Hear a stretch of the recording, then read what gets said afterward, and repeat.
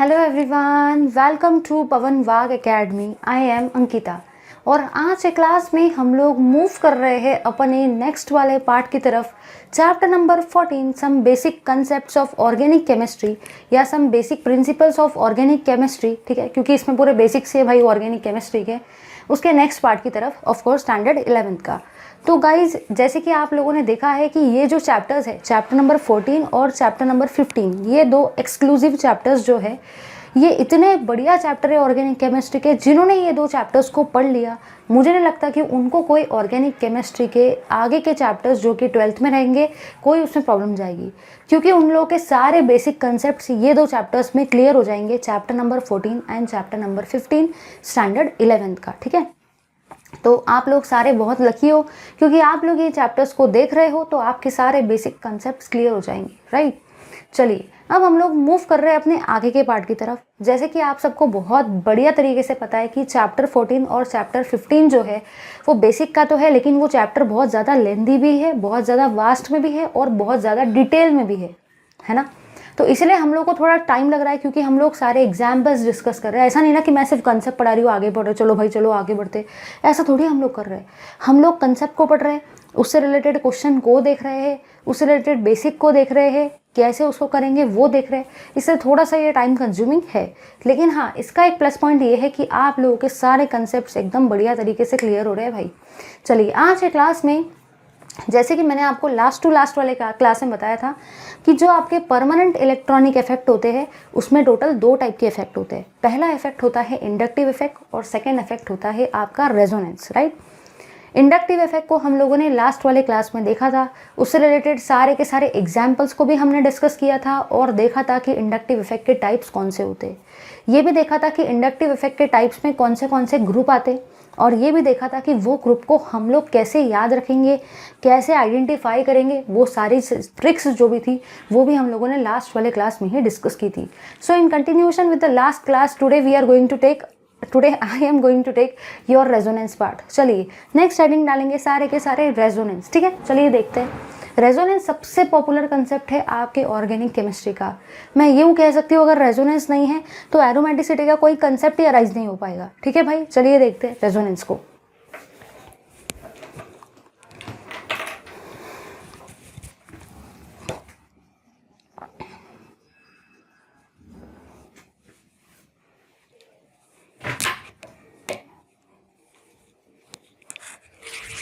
चलिए भाई, देख रहे हैं हम लोग ये रेजोनेंस होता क्या है। ठीक है, तो सबसे पहले मैं रेजोनेंस का एक डेफिनेशन आपको बता देती हूँ।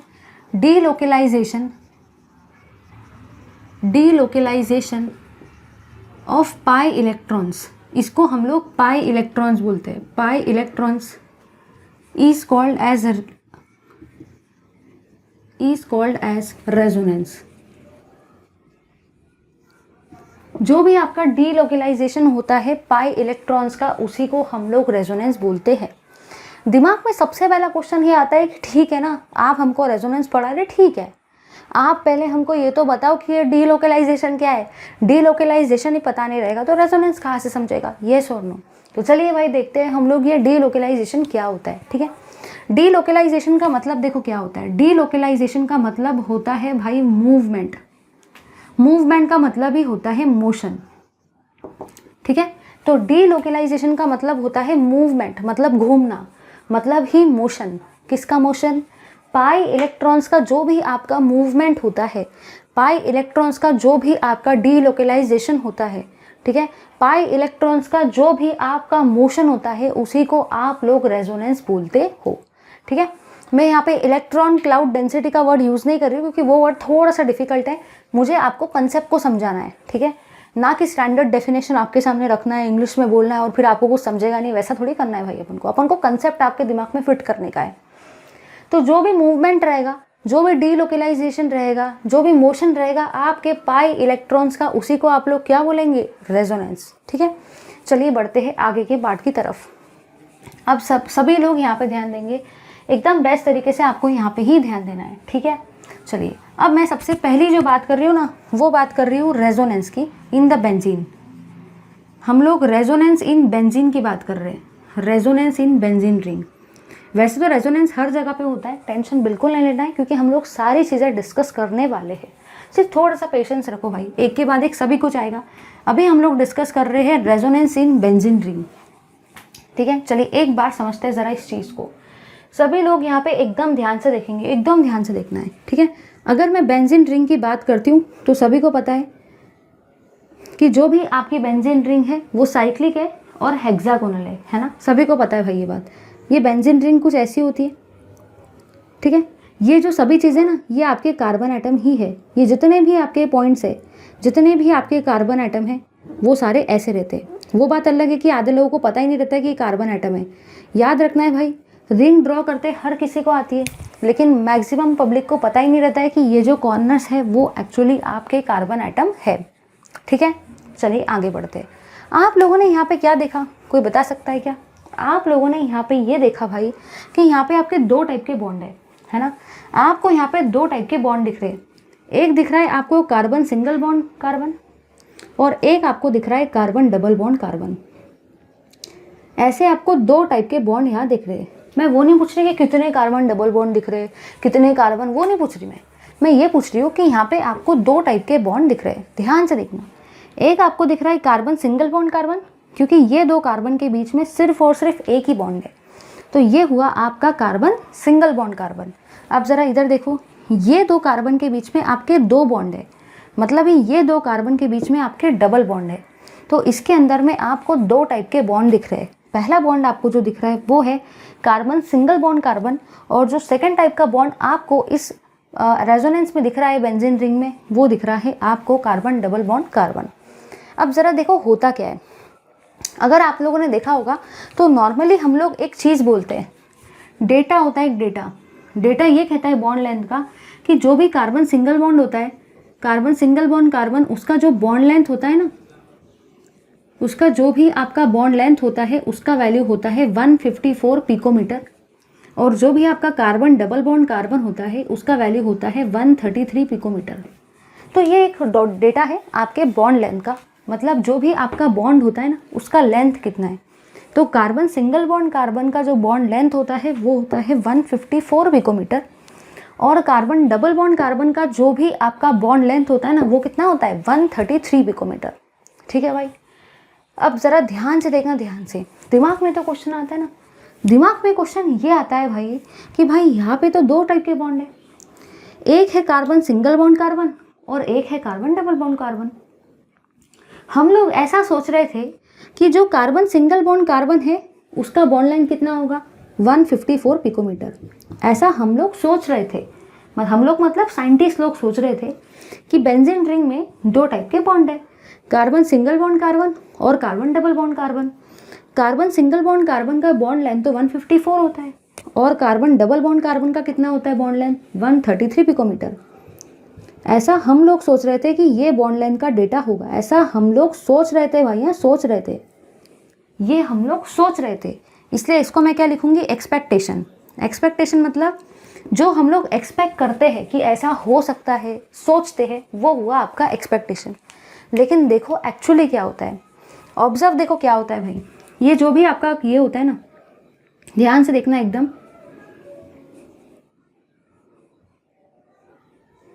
आप लोग यहाँ पे ऑब्जर्व क्या करते हो, ध्यान से देखना एकदम ध्यान से। आप लोग यहाँ पे ये ऑब्जर्व करते हो कि ये जो है ना कार्बन सिंगल बॉन्ड कार्बन, ये जो है ना कार्बन डबल बॉन्ड कार्बन, ये एक्चुअली ऐसा रहता ही नहीं। क्यों ऐसा रहता नहीं, देखो ध्यान से देखना। ये जो है ना ये कंटिन्यूसली मूव कर रहे होते, ये वाला इधर जाता है, ये वाला इधर जाता है, ये वाला इधर जाता है, कंटिन्यूसली इनका मोशन शुरू है। ये जो पाई इलेक्ट्रॉन्स है ना आपके, ये कंटिन्यूसली मूव हो रहे हैं, कंटिन्यूसली डीलोकेलाइज हो रहे हैं, कंटिन्यूसली इनका मोशन हो रहा है। और मोशन को हम लोग कैसे दिखाते हैं, ये ऐसे गोल से।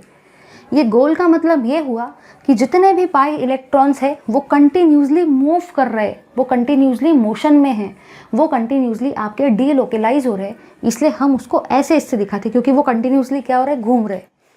अब ज़रा ध्यान से सुनना भाई, हमने सोचा था कि इसमें single bond carbon single bond भी और कार्बन डबल बॉन्ड भी है, तो सिंगल बॉन्ड का इतना होना चाहिए था और डबल बॉन्ड का इतना होना चाहिए था, ऐसा हम सोच रहे थे। लेकिन देखो हुआ क्या, यहाँ पे आपको ये पता चला भाई कि जो भी आपका कार्बन एक सेकेंड, जो भी आपका कार्बन कार्बन का जो भी बॉन्ड लेंथ है ना, कार्बन कार्बन का बॉन्ड लेंथ, चाहे कार्बन सिंगल बॉन्ड कार्बन हो चाहे कार्बन डबल बॉन्ड कार्बन हो, वो वैल्यू आता है 133 पिकोमीटर, 138 पिकोमीटर, उसका वैल्यू इतना ही आता है। ये काय में हो रहा है? In benzene ring. मतलब ऑब्जर्व क्या हुआ भाई, आप लोगों ने यहाँ पे जो ऑब्जर्व किया, आप लोगों ने यहाँ पे जो ऑब्जर्वेशन निकाला, उससे ये पता चला कि बेंजीन में तो भाई ऐसा कुछ होता ही नहीं है। कार्बन सिंगल बॉन्ड कार्बन का 154 ऐसा हम लोग सोच रहे थे, कार्बन डबल बॉन्ड कार्बन का 133 ऐसा हम लोग सोच रहे थे, लेकिन ऐसा कुछ भी होता ही नहीं है। होता क्या है देखो भाई, होता ये है, ये सारे के सारे इलेक्ट्रॉन्स घूम रहे होते हैं, सारे के सारे इलेक्ट्रॉन्स डीलोकलाइज होते रहते हैं, मूवमेंट होते रहता है, ठीक है। मतलब भी वहाँ पे रेजोनेंस होते रहता है, और उसी के वजह से चाहे कार्बन सिंगल बॉन्ड कार्बन हो या कार्बन डबल बॉन्ड कार्बन हो, बेंजीन रिंग में सबका लेंथ एक जैसा होता है 138 पिकोमीटर। और रीज़न क्या है? रेजोनेंस। तो सोचो भाई रेजोनेंस कितना इफेक्टिव है। एक रेजोनेंस के वजह से हम लोग कुछ तो भी और ही सोच रहे थे कि बॉन्ड लेंथ कुछ अलग अलग होंगी, लेकिन ऐसा एक्चुअली नहीं हो रहा है। जब ये मूव होता है ना, तो सारे बॉन्ड लेंथ एक जैसे हो जाते हैं। तो चाहे सिंगल बॉन्ड कार्बन हो या डबल बॉन्डेड कार्बन हो, तो उसका बॉन्ड लेंथ कितना रहेगा? 138 पिकोमीटर ही रहेगा। सारे बॉन्ड का बॉन्ड लेंथ 138 रहता है। क्यों? क्योंकि मूवमेंट हो रहा है। मतलब भी वहाँ पे आपका क्या हो रहा है? अरे भाई रेजोनेंस हो रहा है, रेजोनेंस। समझे या नहीं समझे? जल्दी से लो भाई इस पार्ट का स्क्रीनशॉट। चलिए भाई, अभी मैंने क्या किया है ना, अगर आप लोग देखते हो तो मैंने रेजोनेंस थ्योरी के कुछ पॉइंट्स यहाँ पे मेंशन किए। ज़रा ध्यान से सुनना, बुक में भी बहुत सारे पॉइंट्स आपके रेजोनेंस थ्योरी के दिए हुए, लेकिन अगर आप लोग बुक के रेजोनेंस थ्योरी के सारे पॉइंट्स पढ़ते हो तो उसका आपका लॉस भी समझ लो। बुक में बहुत बड़े बड़े पॉइंट दे रखे, खूब सारी थ्योरी दे रखी है, और इतना सारा पॉइंट पढ़ने के लिए ना तो आपके पास टाइम है ना तो मेरे पास टाइम है। वो भी बात उतनी सही कि आप इतने सारे पॉइंट पढ़ेंगे फिर क्या इतने सारे पॉइंट रट्टा मारेंगे? रट्टा थोड़ी मारने हैं पॉइंट्स को। ये पॉइंट्स किसी को भी रट्टा नहीं मारने हैं, ये पॉइंट्स आप लोगों को सिर्फ समझना है। कोई आपको ऐसा नहीं बोलेगा कि बेटा चलो सारे के सारे रेजोनेंस थ्योरी के पॉइंट बताओ, ऐसा कोई नहीं पूछने वाला है। ये सिर्फ पॉइंट्स आपको समझने हैं, और आपको ये सारे के सारे पॉइंट्स रेजोनेंस जब आप करवाएंगे अलग अलग कंपाउंड का, अलग अलग स्पीसीज़ का, तो आपको ये सारे पॉइंट को वहाँ पे अप्लाई करते आना चाहिए। ठीक है भाई, समझ गए सारे लोग? तो बस आपको ये पॉइंट को समझना है, लेकिन बुक में से ये पॉइंट को मत पढ़ो, ये मेरी आप सबसे रिक्वेस्ट है, क्योंकि बुक में ये पॉइंट सिस्टमेटिकली दिए हुए नहीं है। खूब सारा उसको टिपिकल टफ बना के लिखा हुआ है, और खूब सारी थ्योरी दे रखी है। पढ़ना है तो यहीं से पढ़ो भाई, ठीक है। चलिए समझते हैं हम लोग इस चीज़ को एकदम बेस्ट तरीके से। रेजोनेंस थ्योरी कहता है कि कोई भी कंपाउंड रेजोनेंस तो दिखाएगा, लेकिन रेजोनेंस दिखाने की जो सबसे पहली कंडीशन है वो ये है कि वो सिस्टम जो है ना, वो सिस्टम कॉन्जुगेटेड होना चाहिए। अब दिमाग में सबसे पहला क्वेश्चन ये आता है कि कॉन्जुगेटेड चीज़ क्या है भाई? ठीक है ना, आप हमको रेजोनेंस पढ़ा रही है, कॉन्जुगेटेड क्या है? क्या है ये कॉन्जुगेटेड? क्या है ये कॉन्जुगेटेड? चलिए भाई देखते हैं। वो बोल रहा है कि सिस्टम शुड बी कॉन्जुगेटेड। मतलब देखो क्या होता है, ध्यान से देखना भाई, एकदम ध्यान से। अगर मैंने ये ऐसा ऐसा लिखा, एक डबल बॉन्ड एक सिंगल बॉन्ड, देखो ये डबल बॉन्ड है, ये सिंगल बॉन्ड है, ठीक है। ध्यान से देखते चलो, मैं आपको बताती हूँ। फिर ये सिंगल बॉन्ड है, ये डबल बॉन्ड है।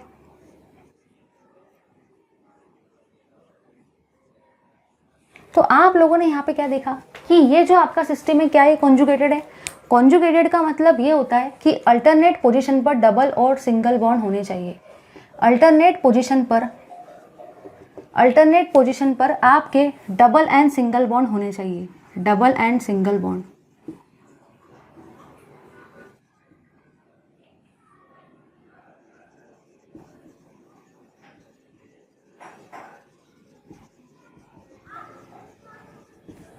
अल्टरनेट पोजीशन पर डबल और सिंगल बॉन्ड आपके प्रेजेंट होने चाहिए। ज़रा इधर देखो, यहाँ पे आपका सिंगल बॉन्ड है, फिर आपका डबल बॉन्ड है, ठीक है। फिर सिंगल बॉन्ड है, फिर डबल है, फिर सिंगल है, फिर डबल है, फिर सिंगल है, फिर डबल है, फिर सिंगल है। क्या आपने कहीं पे ऐसा देखा कि सिंगल के बाजू में सिंगल आ गया? नहीं। क्या आपने इसके अंदर में ऐसा देखा डबल के बाजू में डबल आ गया? नहीं रे भाई, नहीं, ऐसा नहीं देखा। मतलब ये वाला जो आपका सिस्टम है ये कैसा है? ये आपका सिस्टम जो है ये कॉन्जुगेटेड है, ठीक है। अब ज़रा आगे का नेक्स्ट एग्जाम्पल लेते हैं। ज़रा इधर देखो भाई, सभी लोग ज़रा इधर देखेंगे, एकदम ध्यान से देखो, ध्यान से देखना, क्या ये कॉन्जुगेटेड है? कुछ लोग बोलेंगे हाँ हाँ हाँ ये कॉन्जुगेटेड है। अरे भाई ज़रा इधर ध्यान से देखो तो सही, यहाँ पे देखो ना क्या हुआ। कॉन्जुगेटेड का मतलब होता है डबल के बाजू में सिंगल बॉन्ड, फिर डबल बॉन्ड, फिर सिंगल बॉन्ड, फिर डबल बॉन्ड, फिर सिंगल बॉन्ड, फिर डबल बॉन्ड, फिर सिंगल बॉन्ड, ऐसा होना चाहिए, है ना। मतलब डबल के बाजू में सिंगल आना चाहिए या सिंगल के बाजू में डबल आना चाहिए, है ना। यहाँ पे देखो क्या हो गया, डबल बॉन्ड के बाजू में फिर से डबल बॉन्ड आ गया, तो क्या ये कॉन्जुगेटेड है? नहीं। तो ये आपका सिस्टम जो है वो कॉन्जुगेटेड नहीं है। भले ही यहाँ पे आपको डबल के बाजू में सिंगल फिर डबल ऐसा दिख रहा होगा, लेकिन क्या यहाँ पे ऐसा है? नहीं। यहाँ पे तो भाई डबल के बाजू में ही डबल आ गया, तो ये चीज़ तो कॉन्जुगेटेड ही नहीं है। समझे या नहीं समझे? ठीक है भाई, ज़रा इधर देखो, सभी लोग ज़रा इधर देखेंगे,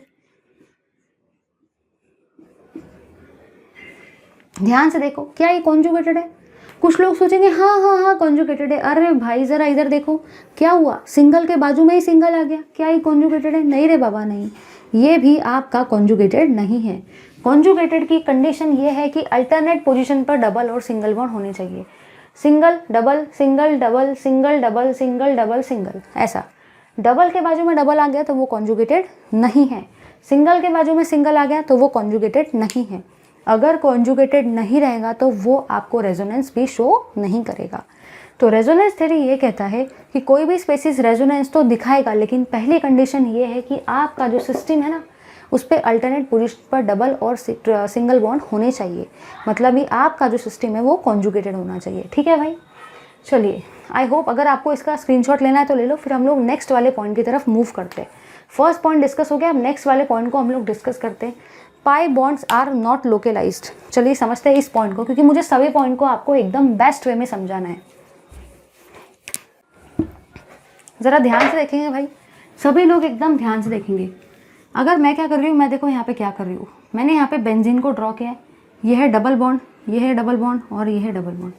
सबसे पहली चीज़ तो आप यहाँ चेक कर लो क्या ये कॉन्जुगेटेड है। ध्यान से देखो भाई, एक बार डबल बॉन्ड आया, फिर सिंगल आया, है ना, फिर डबल आया, फिर सिंगल आया, फिर डबल आया, फिर सिंगल आया, तो अल्टरनेट पोजीशन पर डबल और सिंगल बॉन्ड प्रेजेंट है। मतलब ही वो कैसा है, कॉन्जुगेटेड है। अगर कॉन्जुगेटेड है तो अपन लोग अपने नेक्स्ट वाले पॉइंट को देख रहे हैं जो कि रेजोनेंस थ्योरी का है। ज़रा ध्यान से देखना, कुछ लोगों को लगता है कि ये पॉइंट पाई बॉन्ड जो है, जो पाई बॉन्ड यहाँ है वो पाई बॉन्ड यहीं पे रहेगा। मतलब देखो क्या बताना चाहती हूँ मैं, कहना मुझे यहाँ पे देखो क्या है, ध्यान से देखना, एकदम ध्यान से।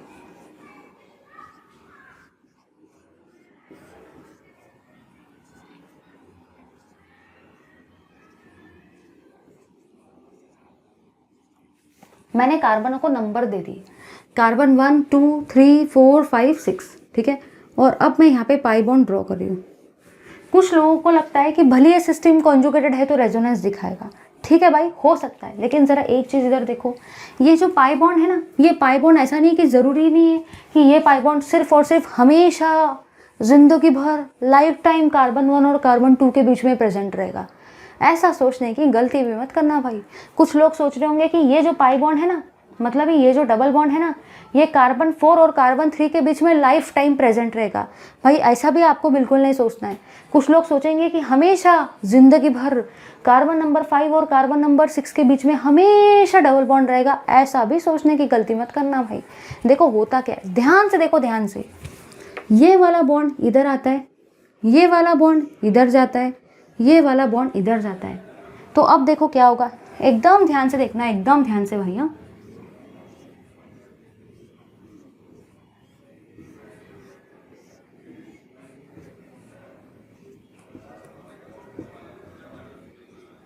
एकदम ध्यान से देखना भाई, हुआ क्या है। सभी लोग यहाँ पे ध्यान से देखेंगे। ये वाला डबल बॉन्ड कार्बन नंबर 1 और कार्बन नंबर 2 के बीच में था, बट अब ये कहाँ पे जा रहा है, कार्बन 2 और कार्बन 3 के बीच में। ध्यान से देखो, ये वाला जो आपका पाई बॉन्ड था ना, पहले ये कार्बन 1 और कार्बन 2 के बीच में प्रेजेंट था, लेकिन अब वो वहाँ से कहाँ पे गया, कार्बन 2 और कार्बन 3 के बीच में आ गया भाई वो। अब ज़रा इधर देखो, ये वाला जो पाई बॉन्ड था, मतलब ये वाला जो डबल बॉन्ड था, पहले ये प्रेजेंट था कार्बन 3 और कार्बन 4 के बीच में। कहाँ पे प्रेजेंट था, कार्बन 3 और कार्बन 4 के बीच में। लेकिन जब इसका मूवमेंट हो रहा है तो वो किसके बीच में जा रहा है, कार्बन 4 और कार्बन 5 के बीच में। समझे या नहीं समझे? अब यहाँ पे जो आपका पाई बॉन्ड था, मतलब ही यहाँ पे जो आपका डबल बॉन्ड था वो था कार्बन 5 और कार्बन 6 के बीच में, लेकिन जब इसका मूवमेंट हो रहा है तो वो कहाँ पे जा रहा है, कार्बन 1 और कार्बन 6 के बीच में, है ना भाई।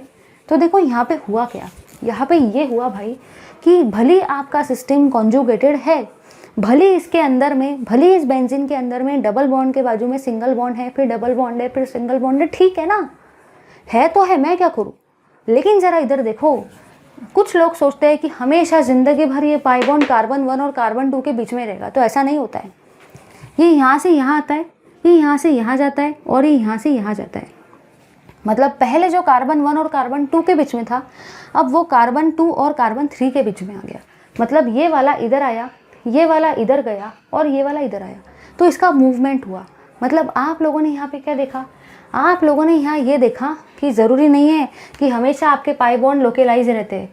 वो कैसे रहते हैं, वो घूमते रहते हैं। नॉट लोकेलाइज का मतलब ये हुआ कि जो भी आपके पाई बॉन्ड है ना, जो भी आपके पाई बॉन्ड है वो हमेशा घूमते रहते हैं। कैसे रहते हैं भाई, वो हमेशा घूमते रहते हैं, इधर से उधर, इधर से उधर उनका घूमना चालू रहता है। फिर बाद में वो इधर से इधर आएंगे, ये इधर से इधर जाएगा, ये इधर से इधर जाएगा, फिर वापस वो घूमेंगे इधर से इधर, इधर से इधर, को कंटिन्यूसली उनका मोशन चालू रहता है।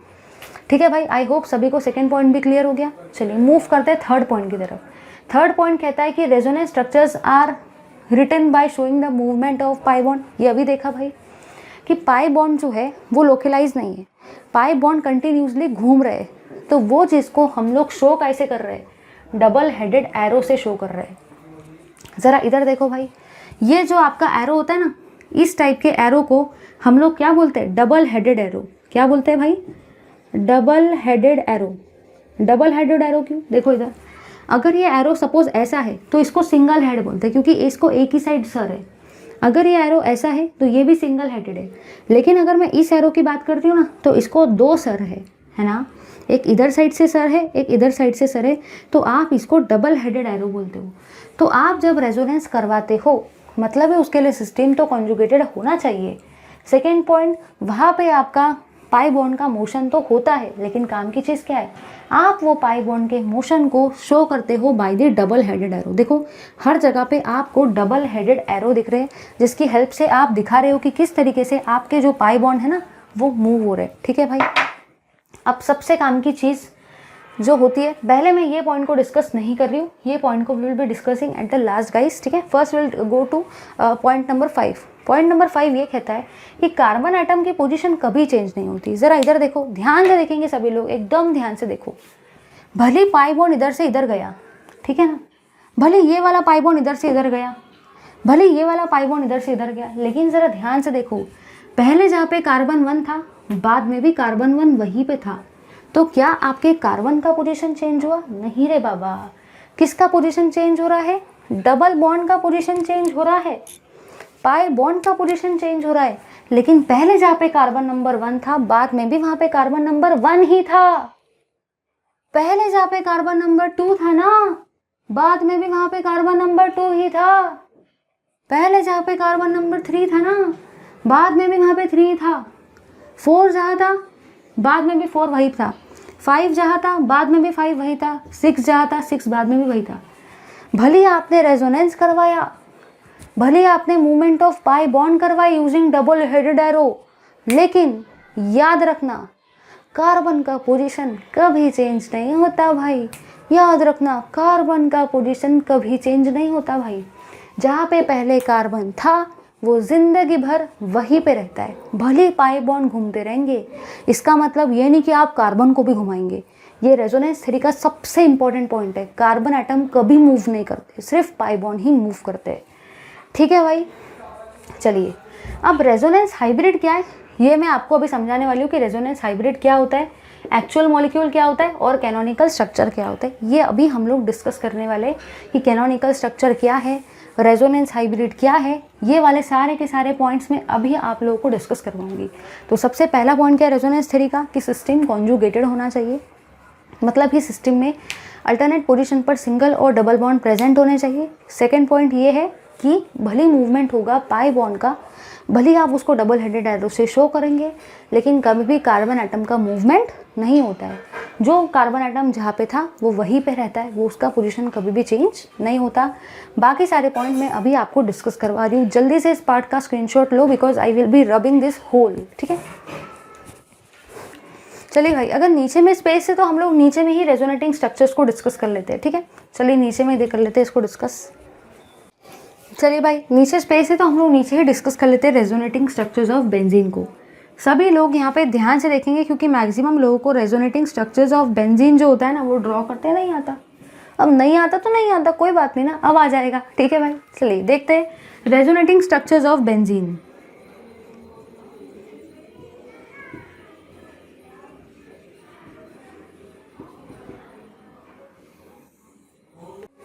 चलिए भाई, यहाँ पे एकदम ध्यान से देखना है आप लोगों को, एकदम ध्यान से देखेंगे आप लोग, ठीक है।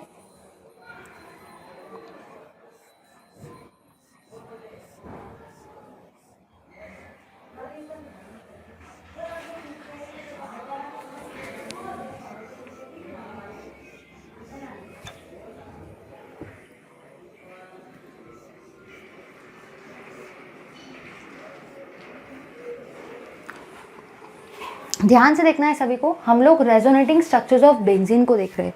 रेजोनेटिंग स्ट्रक्चर्स की पहली कंडीशन क्या है? सिस्टम कॉन्जुगेटेड होना चाहिए। देख लो एक बार, क्या ये सिस्टम कॉन्जुगेटेड है? क्या इस सिस्टम में डबल के बाजू में सिंगल बॉन्ड, फिर डबल बॉन्ड, फिर सिंगल बॉन्ड, ऐसा है? देखो, double bond, single, double, single, double, single. हाँ भाई हाँ, ये सिस्टम आपकी कॉन्जुगेटेड है। चलिए, अब पहली थ्योरी तो आपकी जो पहला पॉइंट था वो तो है। अब अपन लोग सेकेंड पॉइंट मतलब ये आगे का पॉइंट देख रहे हैं। देखो क्या होगा, ध्यान से देखना, ध्यान से एकदम सभी को यहाँ पे बहुत बेस्ट तरीके से ध्यान से देखना है, तो जाके आपकी सारी चीज़ें एकदम बढ़िया वे में क्लियर होंगी, ठीक है। देखो क्या होगा, ये वाला पाई बॉन्ड आपका इधर से इधर जाएगा, ठीक है। ध्यान से देखना, ये वाला पाई बॉन्ड इधर से इधर जाएगा, तो ये वाला पाई बॉन्ड इधर से इधर जाएगा। सभी लोग ध्यान से देखो भाई, एकदम ध्यान से। ये वाला जो बॉन्ड है ना वो इधर से इधर जा रहा है, तो ये वाला जो बॉन्ड है वो इधर से इधर आ रहा है। देखो क्या होगा, ध्यान से देखना, ध्यान से। क्या हमने इस बॉन्ड को हिलाया? नहीं बाबा नहीं, इस बॉन्ड को तो हिलाया भी नहीं, तो ये बॉन्ड तो एज इट इज़ है कि नहीं। यहाँ पे इस बेंजीन में टोटल आपके 3 बॉन्ड थे, ठीक है भाई, 3 पाई बॉन्ड थे, 1 2 3। ये वाले पाई बॉन्ड को तो मैंने हाथ भी नहीं लगाया, तो इसको मैंने एज इट इज़ लिखा। आपने यहाँ ये ऑब्जर्व किया, आपने ये वाले पाई बॉन्ड को यहाँ से यहाँ लेके गए और इसको यहाँ से यहाँ लेके जा रहे हैं, ठीक है। एक समय पे हमेशा 2 पाई बॉन्ड का मूवमेंट आपको करना है। एक समय पे ना तो 1 का करना है ना तो 3 का करना है, हमेशा आपको एक समय पे एट वन टाइम पे 2 पाई बॉन्ड का ही मूवमेंट करने का है। पहले इसको यहाँ से यहाँ भेजा, तो इसको यहाँ से यहाँ भेजा, इसको एज इट इज़ रख रहे हैं। तो आपको यहाँ पे इसके केस में एक समय पे कितने एरो दिख रहे हैं? 2 एरो।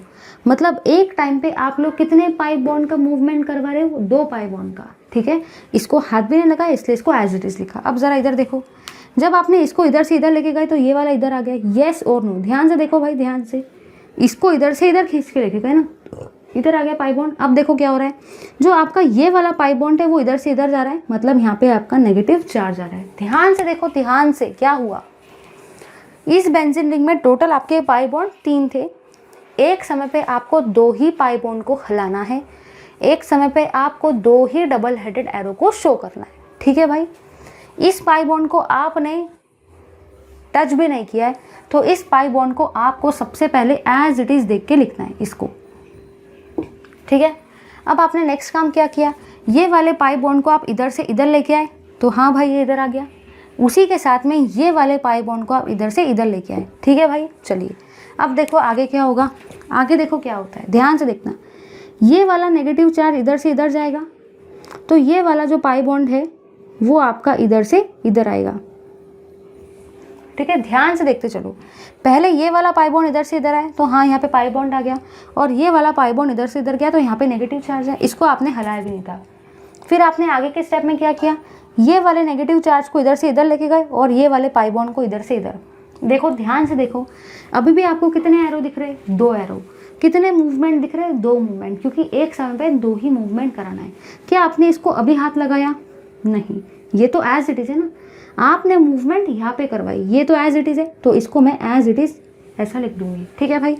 अब ये वाला नेगेटिव चार्ज इधर से इधर जा रहा है, तो यहाँ पे आपका डबल बॉन्ड आ जाएगा। ये वाला नेगेटिव चार्ज इधर से इधर जा रहा है, तो यहाँ पे डबल बॉन्ड आ गया। हाँ, अब ये वाला जो डबल बॉन्ड है वो इधर से इधर जा रहा है, तो यहाँ पे आपका क्या आ जाएगा? नेगेटिव चार्ज आ जाएगा, ठीक है, पहले ये इधर से इधर आया तो ये इधर से इधर गया, ये एज इट इज़ था। उसके बाद में क्या हुआ, ये इधर से इधर आया तो ये इधर से इधर गया, ये एज इट इज़ था, ये एज इट इज़ था, इसलिए मैंने इसको वैसा का वैसा लिखा। अब ये वाला इधर से इधर गया तो ये इधर आ गया, और ये वाला इधर से इधर गया तो ये इधर आ गया। अब देखो क्या होगा, ये वाला जो है ना, ये वाला आपका इधर से इधर जाएगा। ठीक है, ध्यान से देखो, एकदम ध्यान से देखेंगे आप लोग। ठीक है, अब देखो क्या होगा, ये वाला आपका नेगेटिव चार्ज इधर से इधर जाएगा, ये वाला तो एज इट इज़ है, ये वाला आपका एज इट इज़ था, ये वाला भी आपका एज इट इज़ था, और ये वाला नेगेटिव चार्ज इधर से इधर गया तो यहाँ पे आपका ये बना बेंजीन। अब इसका और मूवमेंट हो सकता है। अब इसमें देखो क्या होगा, ये वाला इधर से इधर जाएगा, ये वाला इधर से इधर जाएगा। ये जो मूवमेंट है ना, ये कंटिन्यूसली चलते रहता है, कंटिन्यूसली ये मूवमेंट आपका चलते रहेगा, मतलब ये रुकता नहीं है, ये हमेशा आपका चलते रहेगा। अब देखो क्या होगा, फिर कुछ समय के बाद अगर आपको करवाना है तो आप ये वाला इधर भेजेंगे और ये वाला नेगेटिव चार्ज के फॉर्म में इधर आएगा। ये कंटिन्यूसली चलते रहेगा, इसका ये कभी रुकने वाला नहीं है। ये चीज़ ऐसी है, ये लाइफ टाइम आपकी चलते रहती है। ठीक है, इसलिए इसको रेजोनेंस बोलते हैं। देखो क्या होगा, ध्यान से देखना, ये वाला पाई बॉन्ड अब इधर से इधर आएगा तो ये वाला पाई बॉन्ड इधर से इधर जाएगा। तो देखो भाई क्या होगा, क्या आपने इसको टच किया? नहीं। क्या आपने इसको हाथ लगाया? नहीं। तो ये जैसा था ये वैसा ही रहेगा, जैसा ये था वैसा ही ये रहेगा, क्योंकि आपने इसको अभी हाथ नहीं लगाया। ये वाला पाई बॉन्ड इधर से इधर गया, हाँ भाई, तो ये वाला पाई बॉन्ड कहाँ जा रहा है? यहाँ पे नेगेटिव चार्ज आ रहा है, समझ गए ना।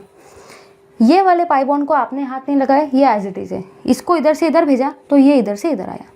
ठीक है, अब देखो क्या होगा भाई, एकदम ध्यान से देखेंगे आप लोग, एकदम ध्यान से देखना है सभी को, कोई टेंशन लेने की ज़रूरत नहीं है। अब ये वाला इधर से इधर जाएगा तो ये वाला इधर जाएगा भाई, कंटिन्यूसली मूवमेंट चालू रहेगा बस। क्या आपने इसको हाथ लगाया? नहीं। क्या आपने इसको टच किया? अरे बाबा नहीं किया ना, तो इसको एज इट इज़ लिखेंगे। ये वाला नेगेटिव चार्ज इधर पाई बॉन्ड बन के आ रहा है। ठीक है भाई, इधर आपका क्या बन रहा है?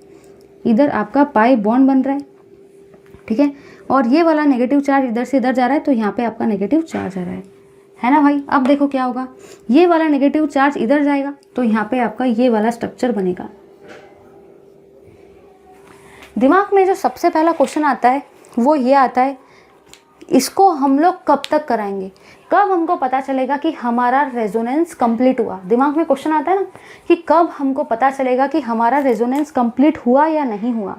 तो देखो भाई, आपको याद रखना है, पहला स्ट्रक्चर देखो कैसा है, पहले स्ट्रक्चर में डबल बॉन्ड ऐसा है, फिर ऐसा है, फिर ऐसा है।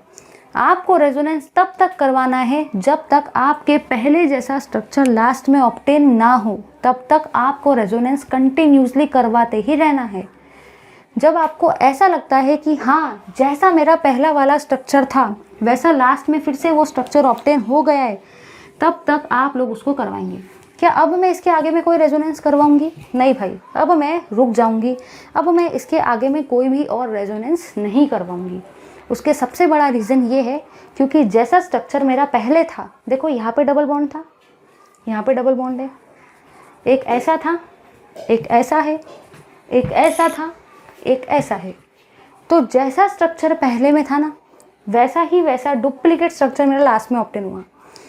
यहाँ पे डबल बॉन्ड था, यहाँ पे था और यहाँ पे था। अभी देखो यहाँ पे है, यहाँ पे है, यहाँ पे है ना। तो अब मैं कह सकती हूँ कि मेरा जो रेजोनेंस है वो पूरी तरह से क्या हुआ, कंप्लीट हुआ। ठीक है, तो कोई भी रेजोनेटिंग स्ट्रक्चर अगर आपको ड्रॉ करने के लिए दिया जाता है तो आपको याद रखना है, आप रेजोनेंस करवाते रहोगे और तब तक नहीं रुकोगे जब तक कि पहला जैसा स्ट्रक्चर लास्ट में डिक्टो ऑब्टेन नहीं होता है। ठीक है भाई, तो करना क्या है, एक समय पे दो मोशन करवाओ। देखो ये वाला इधर जाएगा तो ये वाला इधर जाएगा। ठीक है भाई, इसको आपने हाथ नहीं लगाया, इसको एज इट इज लिखा। फिर देखो क्या हुआ, ये वाला इधर जाएगा तो ये वाला इधर आएगा।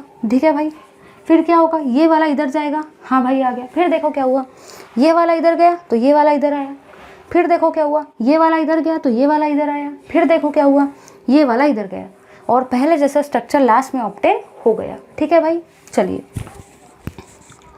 अब कुछ लोग सोचेंगे इसको दो दो बार क्यों लिखे, हो गया ना। मैंने इसलिए लिखा क्योंकि मुझे आपको समझाना है। अगर मैं ये स्ट्रक्चर नहीं लिखती थी तो आप लोगों को पता ही नहीं चलता था कि रेजोनेंस कब तक करवाना है, इसलिए मैंने जानबूझ के वो स्ट्रक्चर को फिर से लिखा।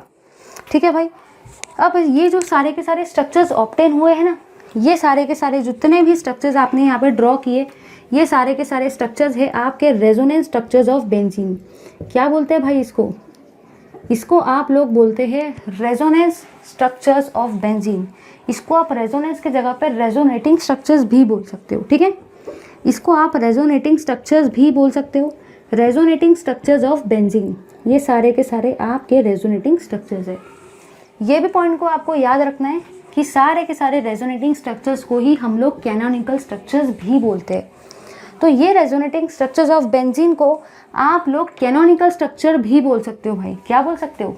इसी को आप कैनोनिकल स्ट्रक्चर भी बोल सकते हो। और कैनोनिकल स्ट्रक्चर ऑफ बेंजीन,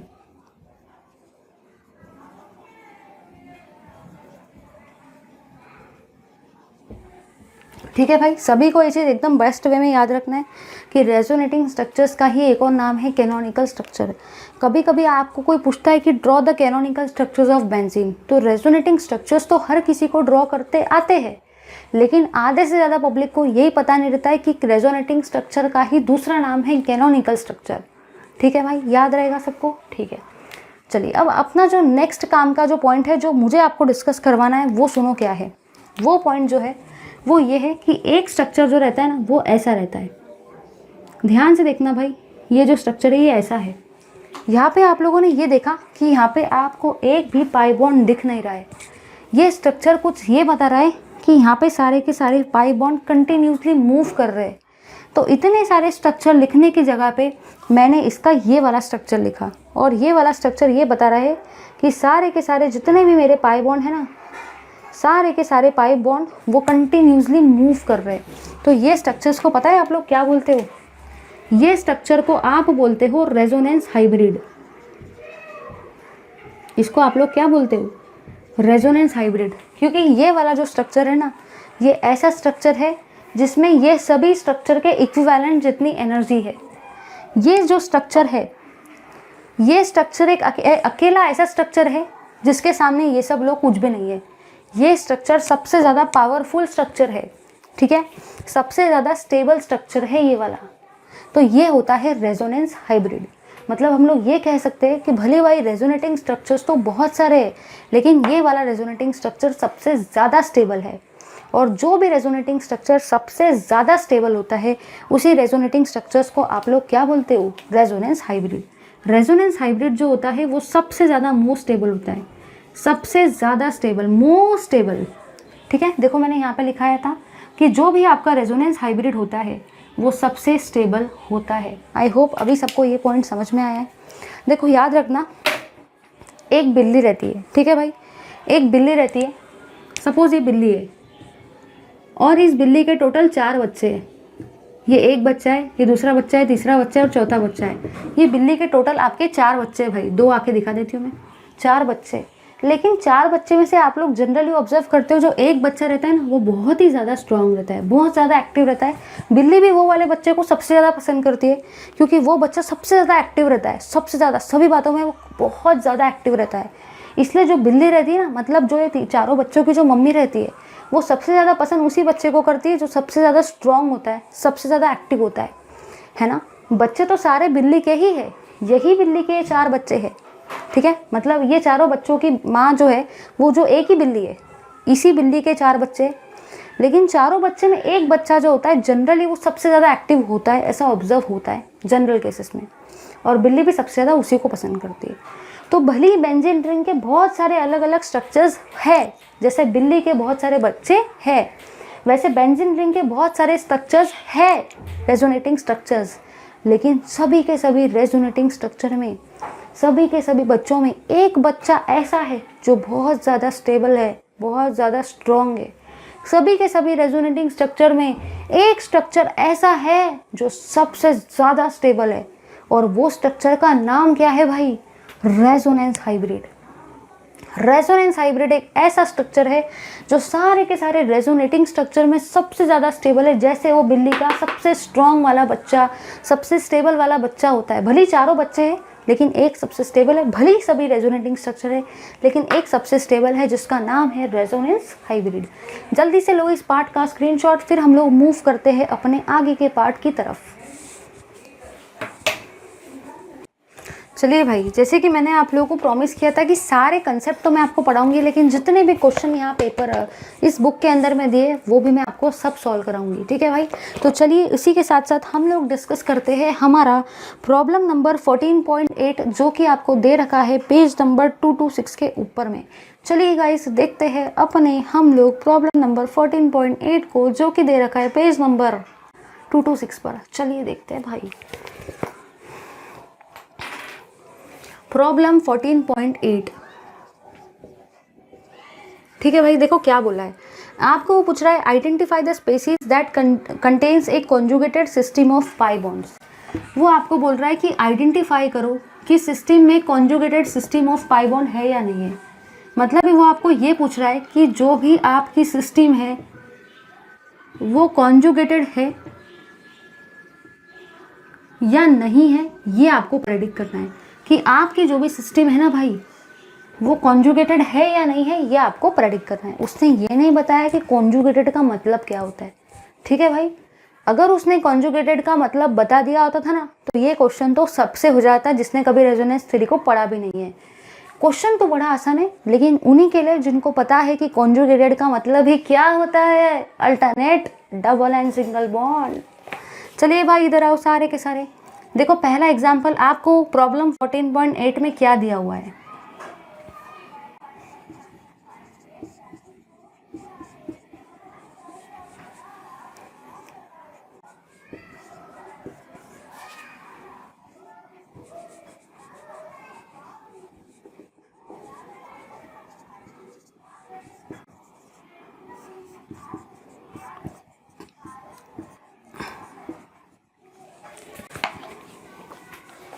ठीक है भाई, जरा इधर ध्यान से देखना, सभी लोग यहाँ पे ध्यान से देखेंगे, ठीक है। यहाँ पे आपका डबल बॉन्ड है, यहाँ पे आपका सिंगल बॉन्ड है। एक सेकंड, मैंने कुछ गड़बड़ी की है क्या? यहाँ पे आपका डबल बॉन्ड है, यहाँ पे आपका सिंगल बॉन्ड है, लेकिन देखो ना सिंगल के बाजू में फिर से सिंगल बॉन्ड ही आ गया ना। क्या कंडीशन क्या थी? डबल के बाद में सिंगल, सिंगल के बाद में डबल, डबल के बाद में सिंगल, सिंगल के बाद में डबल। ये अल्टरनेटली चलना चाहिए था, बट यहाँ पर डबल के बाजू में क्या आ गया? सिंगल आ गया, ठीक है। लेकिन सिंगल के बाजू में डबल आना चाहिए था, लेकिन आया क्या? सिंगल आया। तो क्या ये कॉन्जुगेटेड है? नहीं रे बाबा, ये कहाँ से कॉन्जुगेटेड होगा? सोचने की बात है ना। कॉन्जुगेटेड के लिए रूल क्या है? डबल के बाजू में सिंगल, सिंगल के बाजू में डबल, डबल के बाजू में सिंगल। बट यहाँ पे सिंगल के बाजू में सिंगल आ गया, तो ये कॉन्जुगेटेड सिस्टम नहीं है। नीचे आओ नीचे, यहाँ पे देखो डबल के बाजू में सिंगल, सिंगल के बाजू में डबल, डबल के बाजू में सिंगल। हाँ, ये तो सिस्टम कॉन्जुगेटेड है भाई, ये तो सिस्टम आपकी कॉन्जुगेटेड है। समझे या नहीं समझे तो इजी है डिटेक्ट करना। सिर्फ याद रखना कि कॉन्जुगेटेड का मतलब ही क्या होता है। कॉन्जुगेटेड का मतलब होता है कि alternate double and single bond होने चाहिए, तभी जाके वो सिस्टम आपका कॉन्जुगेटेड सिस्टम रहेगा भाई, ठीक है। ये कॉन्जुगेटेड नहीं है क्योंकि सिंगल के बाजू में ही सिंगल आ गया, और ये कॉन्जुगेटेड है क्योंकि डबल के बाद में सिंगल, सिंगल के बाद में डबल, डबल के बाद में सिंगल आता है, ठीक है भाई। जल्दी से इस पार्ट का स्क्रीनशॉट लो, फिर हम लोग मूव करते हैं अपने नेक्स्ट वाले क्वेश्चन की तरफ। चलिए भाई, अब जो आपका नेक्स्ट कंसेप्ट है उसके लिए आपको एक पॉइंट जानना बहुत ज़्यादा ज़रूरी है। तो उस क्वेश्चन को डिस्कस करने से पहले वो पॉइंट जो बहुत ज़्यादा इम्पॉर्टेंट है, पहले हम लोग उसको देखते और फिर अप्रोच करेंगे अपने उसी पॉइंट से रिलेटेड वाले क्वेश्चन को। चलिए देखते हैं। अगर मैं बात करती हूँ relative stability of resonating structures की, अगर मैं बात करती हूँ ना भाई relative stability of resonating structures की,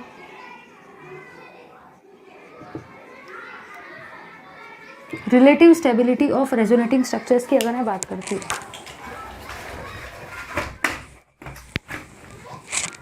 जरा ध्यान से सुनना भाई। कहना मुझे क्या है, मुझे यहाँ पे ये कहना है कि जो भी आपका रेजोनेंस हाइब्रिड रहता है ना, रेजोनेंस हाइब्रिड जो रहता है, बताया था ना बिल्ली के 4 बच्चे रहते हैं और चौथा बच्चा, मतलब एक बच्चा जो सबसे ज़्यादा स्ट्रॉन्गर होता है, जो सबसे ज़्यादा एनर्जेटिक होता है, बिल्ली भी उसको सबसे ज़्यादा पसंद करती है क्योंकि वो बिल्ली का सबसे फेवरेट बच्चा होता है, क्योंकि वो सबसे ज़्यादा स्टेबल होता है और सबसे ज़्यादा एनर्जेटिक होता है, सबसे ज़्यादा स्ट्रॉन्गर होता है ना। वैसे रेजोनेंस हाइब्रिड जो होता है वो सारे के सारे रेजोनेटिंग स्ट्रक्चर्स में सबसे ज़्यादा स्टेबल होता है, most stable structure.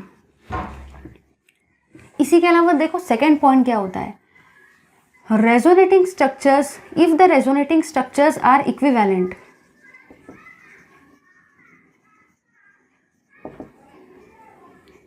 If the resonating structures are equivalent, मतलब अगर आपके जो रेजोनेटिंग स्ट्रक्चर्स है वो इक्विवेलेंट है, मतलब ही अगर वो इक्वल है,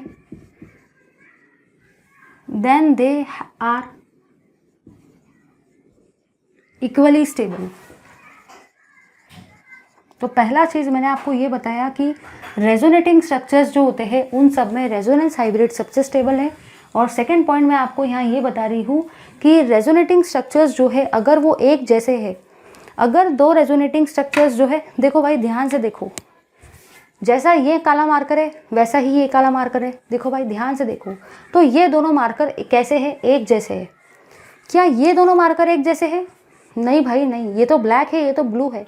क्या ये दोनों मार्कर एक जैसे है? अरे नहीं रे बाबा, ये ब्लू है ना ये ब्लैक है ना, कहाँ से ये दोनों मार्कर एक जैसे है?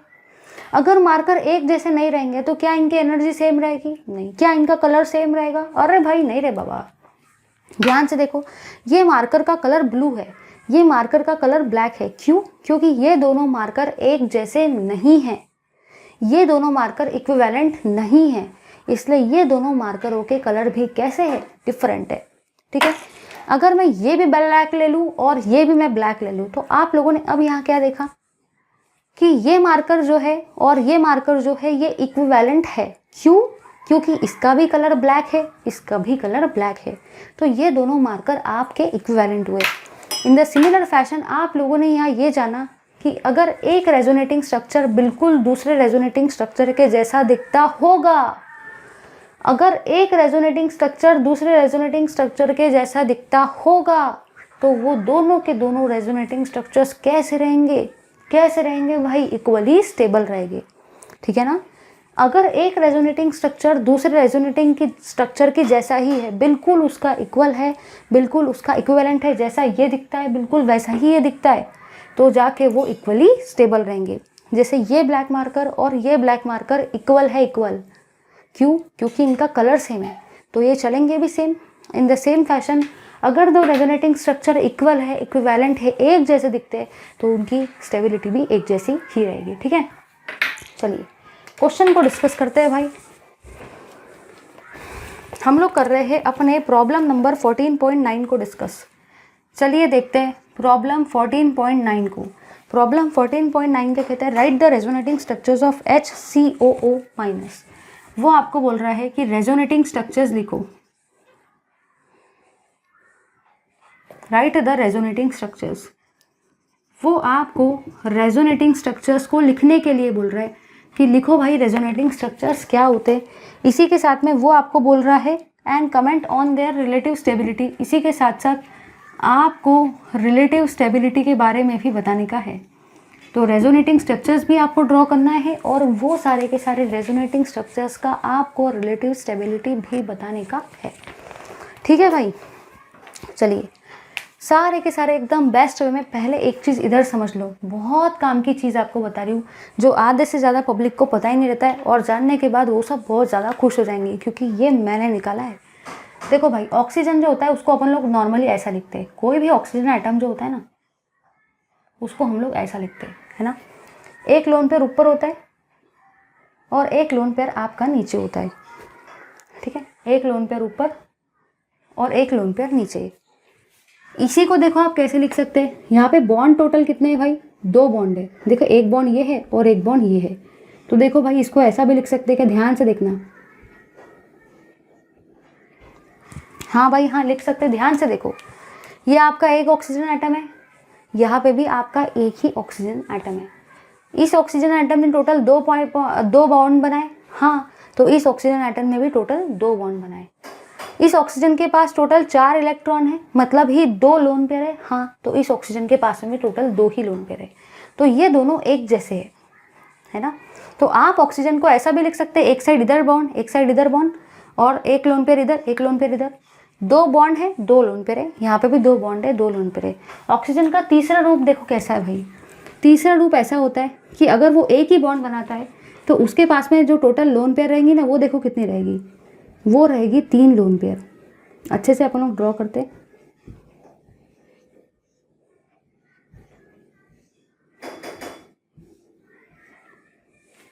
समझ में आया भाई? तो ये ऐसे सारे ऑक्सीजन के फॉर्म है। मतलब देखो यहाँ पे उसने 2 बॉन्ड और 2 lone pair, 2 bond 2 lone pair, लेकिन यहाँ पे इसने कितने बॉन्ड बनाए, एक ही बॉन्ड, इसलिए लोन पेयर कितनी आ गई, 3 लोन पेयर।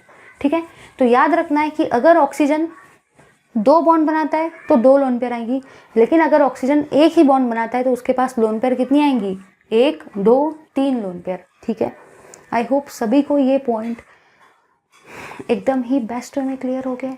ठीक है भाई, चलिए अब मुझे आगे की चीज़ जो आपको बताने की है, वो तो बहुत कुछ बताना है, लेकिन आप लोग ज़रा इधर एक चीज़ और समझ लो कि जब भी आपका ऑक्सीजन एटम सिंगल बॉन्ड बनाता है ना, तो उसके ऊपर हमेशा नेगेटिव चार्ज आता है, और जब भी आपका ऑक्सीजन एटम ट्रिपल बॉन्ड बनाता है, ट्रिपल बॉन्ड, तो उसके ऊपर में हमेशा पॉजिटिव चार्ज आता है। याद रखना ये चीज़ को, बहुत काम की चीज़ है। जिसको ये चीज़ समझ गई वो रेजोनेटिंग स्ट्रक्चर्स, वो सारे कंपाउंड का भी ड्रॉ कर सकता है जिनमें ऑक्सीजन आता है। जिसको ये चीज़ नहीं समझी ना, तो जितने भी ऑक्सीजन कंटेनिंग रेजोनेटिंग स्ट्रक्चर्स है, हमेशा उनको ड्रॉ करते वक्त वो अटकता है। रीज़न इज़ कि उन लोगों को ये चीज़ पता नहीं रहती जो मैंने अभी आपको बताई है। पहली चीज़, ऑक्सीजन के पास 2 बॉन्ड पेयर 2 लोन पेयर होते हैं, बट अगर ऑक्सीजन एक बॉन्ड बनाता है तो 3 लोन पेयर आती है। एक और बात, अगर ऑक्सीजन सिंगल बॉन्ड बनाता है तो उसके ऊपर नेगेटिव चार्ज आता है, अगर ऑक्सीजन टोटल 3 बॉन्ड बनाता है तो उसके ऊपर पॉजिटिव चार्ज आता है, इररिस्पेक्टिव ऑफ लोन पेयर। ठीक है, चलिए अब हम लोग डिस्कस करते हैं अपने प्रॉब्लम नंबर 14.9 को। वहाँ पे वो आपको रेजोनेटिंग स्ट्रक्चर्स ड्रॉ करने के लिए बोल रहा है HCO- के। ठीक है भाई, ज़रा ध्यान से देखेंगे सभी लोग, यहाँ पे एकदम ध्यान से देखना है, टेंशन बिल्कुल नहीं लेना है। ये है आपका H, तो हाँ भाई ये है आपका H। ये है आपका कार्बन, तो हाँ भाई ये कार्बन है। यहाँ पे ऑक्सीजन कितने हैं, 2, तो ये एक ऑक्सीजन, ये दूसरा ऑक्सीजन, इन सबको आप ज्वाइन करेंगे।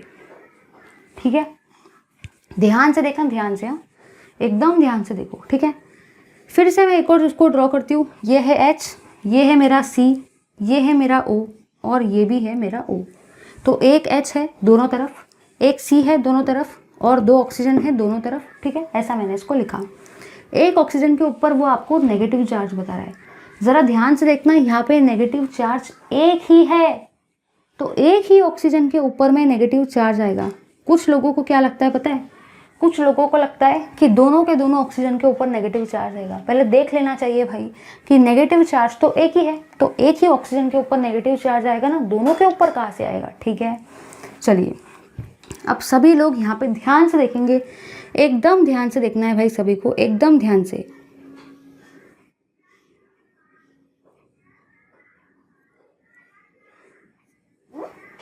मैं आप लोगों को समझाती हूँ कि आपको यहाँ पे पता कैसे चलेगा। रुको, यहाँ पे मैं आपको समझा के देती हूँ, ध्यान से देखना, ध्यान से, एकदम ध्यान से देखना। नेगेटिव चार्ज यहाँ पे एक ही है। ठीक है, तो एक ऑक्सीजन के ऊपर में नेगेटिव चार्ज आ रहा है, ध्यान से देखो। अगर ऑक्सीजन के ऊपर में नेगेटिव चार्ज आता है तो ऑक्सीजन कितना बॉन्ड बनाता है, सिर्फ और सिर्फ एक बॉन्ड। इसने आपको ये स्ट्रक्चर ड्रॉ करके नहीं दिया। कुछ लोग सोचेंगे ये इतना इजी है, इसको क्या बता रहे इतना लंबा चौड़ा करके। सुनो भाई, मैं आपको ये बता रही हूँ कि ये स्ट्रक्चर थोड़ी आपको दिया रहेगा, ये भी तो आपको खुद को ड्रॉ करना है। कैसे पता चलेगा कि कौन से ऑक्सीजन ने डबल बनाया, कैसे पता चलेगा कौन से ऑक्सीजन ने सिंगल बनाया, कैसे पता चलेगा कौन से ऑक्सीजन ने ट्रिपल बॉन्ड बनाया। ट्रिक है, क्या ट्रिक है, चार्ज से पहचानने की ट्रिक है। ऑक्सीजन 2 थे, ऑक्सीजन 2 थे, नेगेटिव चार्ज कितना है, एक ही तो नेगेटिव चार्ज है, तो एक ही ऑक्सीजन पे नेगेटिव आएगा, दूसरे पे तो नेगेटिव नहीं आएगा ना, क्योंकि नेगेटिव चार्ज तो एक ही है। ज़रा इधर देखो, अगर ऑक्सीजन के ऊपर में नेगेटिव चार्ज आता है तो ऑक्सीजन कितना बॉन्ड बनाता है, 1 2 या 3। ध्यान से देखो, अगर ऑक्सीजन के ऊपर नेगेटिव चार्ज आता है तो आपका जो ऑक्सीजन एटम होता है ना, वो सिर्फ और सिर्फ एक ही बॉन्ड बनाता है। देखो भाई, यहाँ पे आपके ऑक्सीजन के ऊपर में नेगेटिव चार्ज आए, मतलब वो सिर्फ और सिर्फ एक ही बॉन्ड बनाएगा। कुछ लोग यहाँ पे 2 बना लेते हैं, कुछ लोग यहाँ पे अपने ही मन से 3 निकाल लेते हैं। पहले देखो तो सही, उसके ऊपर नेगेटिव चार्ज है। अगर ऑक्सीजन के ऊपर नेगेटिव चार्ज आएगा ना तो वो सिंगल बॉन्ड बनाएगा, इसलिए सिंगल बॉन्ड। अब ज़रा इधर देखो, क्या इस ऑक्सीजन के ऊपर पॉजिटिव चार्ज है? क्या इस ऑक्सीजन के ऊपर नेगेटिव चार्ज है? क्या इस ऑक्सीजन के ऊपर कोई और चार्ज है? अरे भाई नहीं है ना, उस ऑक्सीजन एटम के तो ऊपर कोई चार्ज ही नहीं है। अगर नेगेटिव आता था तो वो एक ही बॉन्ड बनाता था, अगर पॉजिटिव आता था तो वो 3 बॉन्ड बनाता था, लेकिन उसके ऊपर तो कोई भी बॉन्ड नहीं है। अगर ऑक्सीजन के ऊपर कोई भी बॉन्ड नहीं होता है, कोई भी चार्ज नहीं होता है, तो वो हमेशा कितने बॉन्ड बनाता है? 2 बॉन्ड। इसलिए यहाँ पे जो आपका ऑक्सीजन है वो कितने बॉन्ड बनाएगा भाई? 2 बॉन्ड। समझे या नहीं समझे? इस चीज़ को आपको एकदम बेस्ट वे में याद रखना है, बहुत काम की चीज़ है। इसको ऐसा मत समझो कि बहुत ईजी है। नेगेटिव चार्ज एक ही है, इसलिए एक ही ऑक्सीजन पे नेगेटिव आया, दूसरे वाले पे नेगेटिव नहीं आया। जिस ऑक्सीजन पर नेगेटिव चार्ज आता है वो हमेशा सिर्फ और सिर्फ एक ही बॉन्ड बनाता है, तो एक ही बॉन्ड बनाया, ठीक है भाई। आगे क्या देखा? इस ऑक्सीजन एटम के ऊपर पॉजिटिव चार्ज नहीं है, इस ऑक्सीजन के एटम के ऊपर नेगेटिव चार्ज नहीं है, इस ऑक्सीजन एटम के ऊपर कोई चार्ज नहीं है। और जब ऑक्सीजन के ऊपर कोई चार्ज यहाँ पे नहीं होता है, ना तो प्लस ना तो माइनस, तो वो 2 बॉन्ड बनाता है, तो उसने यहाँ पे 2 बॉन्ड बनाया। चलो अब सुनो आगे का पार्ट, ध्यान से सुनना। अब मैं बात करती हूँ लोन पेयर की। इस ऑक्सीजन एटम ने कितने बॉन्ड बनाए? एक ही बॉन्ड बनाया। अगर ऑक्सीजन एटम एक बॉन्ड बनाता है तो उसके पास लोन पेयर कितनी आती है? ध्यान से देखो, 1 2 3 लोन पेयर।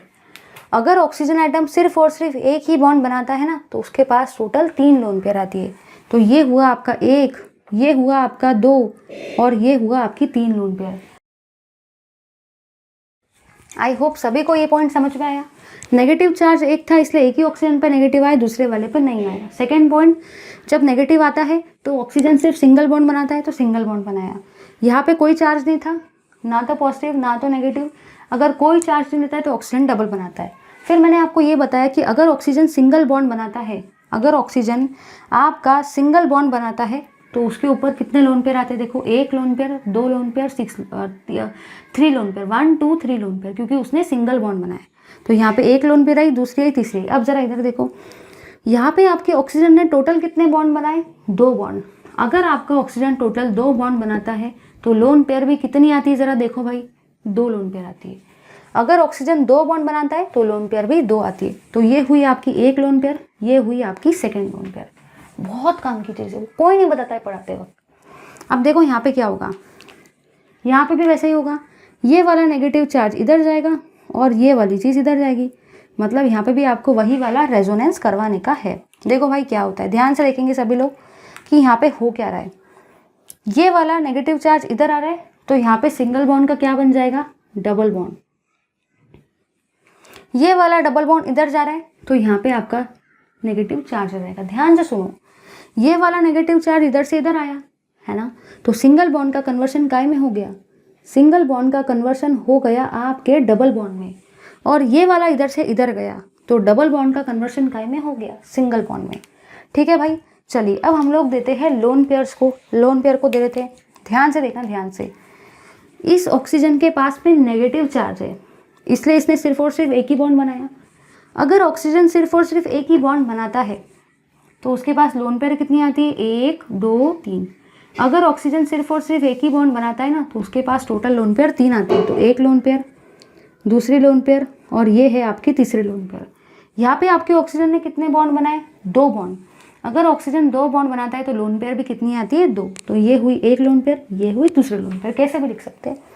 अब देखो आपने क्या देखा, जैसा ये स्ट्रक्चर है वैसा ही ये स्ट्रक्चर है।